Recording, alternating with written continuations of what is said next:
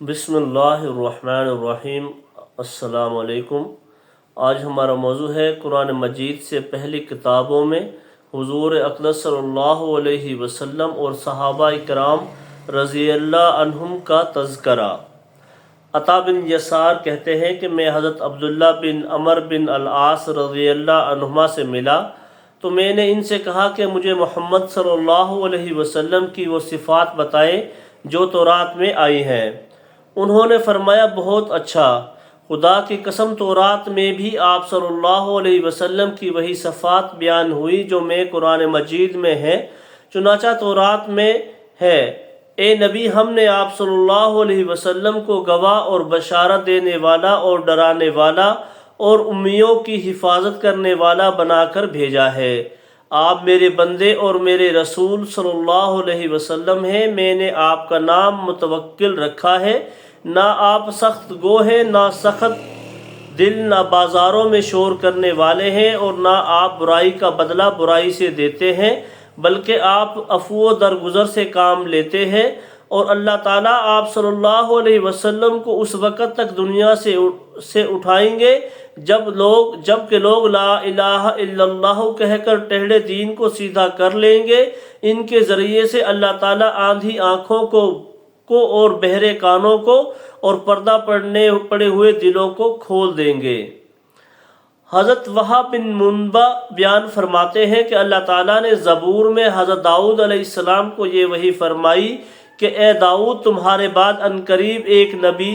صلی اللہ علیہ وسلم آئے گا جس کا نام محمد اور احمد صلی اللہ علیہ وسلم ہوگا۔ وہ سچے اور سردار ہوں گے، میں ان سے کبھی ناراض نہیں ہوں گا اور نہ ہی وہ مجھے کبھی ناراض کریں گے، اور میں نے ان کی اگلی پچھلی تمام لغزشیں کرنے سے پہلے ہی معاف کر دی ہیں، اور آپ صلی اللہ علیہ وسلم کی امت میری رحمت سے نوازی ہوئی ہے۔ میں نے ان کو وہ نوافل عطا کیے جو انبیاء کو عطا کیے، اور ان پر وہ چیزیں فرض کی جو انبیاء اور رسولوں پر فرض کی، حتیٰ کہ وہ قیامت کے دن میرے پاس اس حال میں آئیں گے کہ ان کا نور انبیاء کے نور جیسا ہوگا۔ اللہ تعالیٰ نے یہاں تک فرما دیا کہ اے داؤد میں نے محمد صلی اللہ علیہ وسلم کو اور آپ صلی اللہ علیہ وسلم کی امت کو تمام امتوں پر فضیلت دی ہے۔ حضرت عبداللہ بن عمر رضی اللہ عنہما نے حضرت کعب رضی اللہ عنہ سے فرمایا کہ مجھے حضور صلی اللہ علیہ وسلم اور آپ صلی اللہ علیہ وسلم کی امت کی صفات بتائے۔ انہوں نے فرمایا کہ میں نے اللہ تعالیٰ کی کتاب تورات میں ان کی یہ صفات پاتا ہوں کہ احمد صلی اللہ علیہ وسلم اور ان کی امت اللہ کی خوب تعریف کرنے والے ہیں، اچھے برے ہر حال میں الحمدللہ کہیں گے، اور چڑھائی پر چڑھتے ہوئے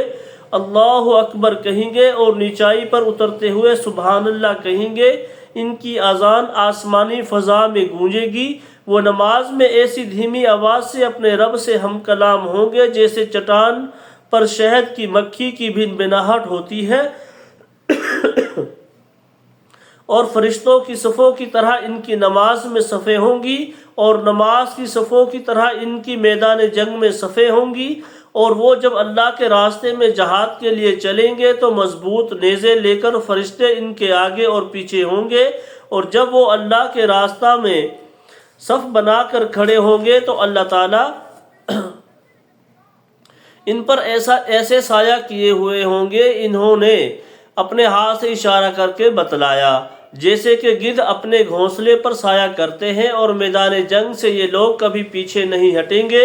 حضرت کعب رضی اللہ عنہ سے اس جیسی ایک اور روایت بھی منقول ہے جس کا مضمون یہ ہے کہ ان کی امت اللہ کی خوب تعریف کرنے والی ہوگی، ہر حال میں الحمدللہ کہیں گے، اور ہر چڑھائی پر چڑھتے ہوئے اللہ اکبر کہیں گے، اپنی نمازوں کے اوقات کے لیے سورج کا خیال رکھیں گے، اور پانچوں نمازیں اپنے وقت پر پڑھیں گے، اگرچہ کوڑے کرکٹ والی جگہ پر ہوں، میانے کمر پر لنگی باندھیں گے، اور وضو میں اپنے اعضاء